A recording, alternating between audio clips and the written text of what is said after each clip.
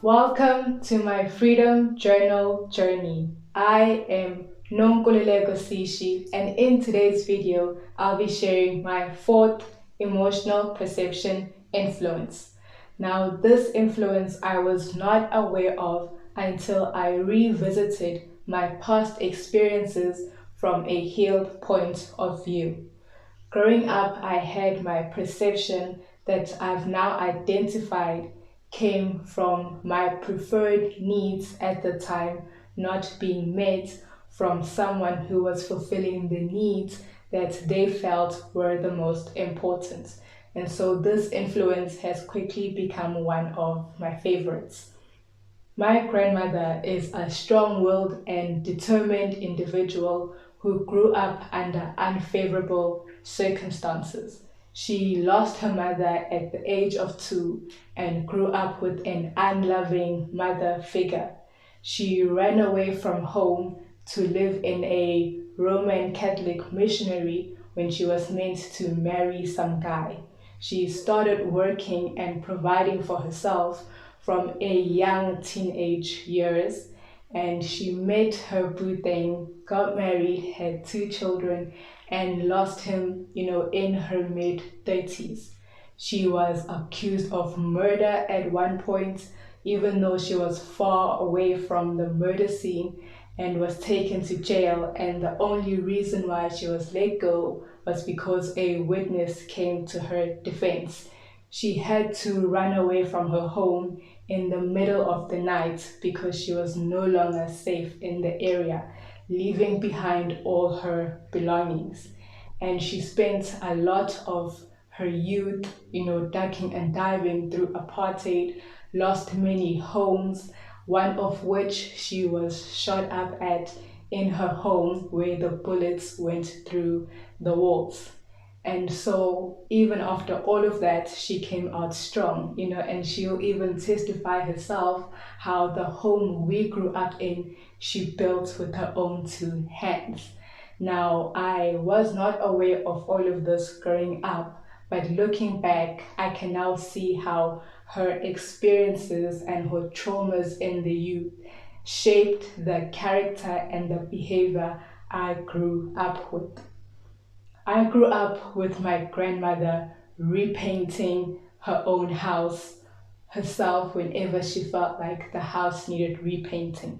I grew up with her cutting thick bush in the backyard, waiting on no one. At one point, she fell through the roof when she was patching up holes, and she just would always consistently take action. There are many other instances that I recall her taking action. You'd be sitting with her discussing a matter, and just before you reach a conclusion, she's already out the door, finding whoever she feels would best be suited to execute the plan that she's already come up with.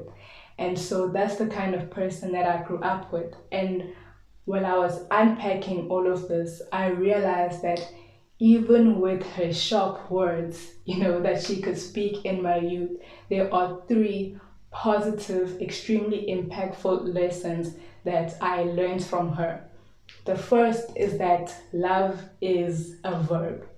Love is taking care of the people you care about. Love is providing them with the best options you possibly can. The second thing was to take action. Wait on no one, seek no one's approval, take action. The third one was that there is no time like the present.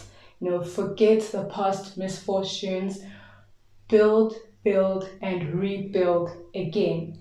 And while I was unpacking this emotional influence, I also learned that there are 2 other things that I learned from this influence. The first is that it is extremely important to look at the past of our parents and our guardians and see the past traumas and the influences that impacted the characters that we grew up with, as well as generational influence. I thought that my confidence and my action taking came from the influence of my mother, where now I realize that her confidence and her action taking came from her mother. And so it's extremely important to acknowledge the generational influences that we embody, and also be mindful of the influence that we are yet to impact on others. And so that's the reason why I'm sharing this particular influence. So you can check out my channel for my previous influences, or you can check out my channel for the other aspects of who we are. Take care.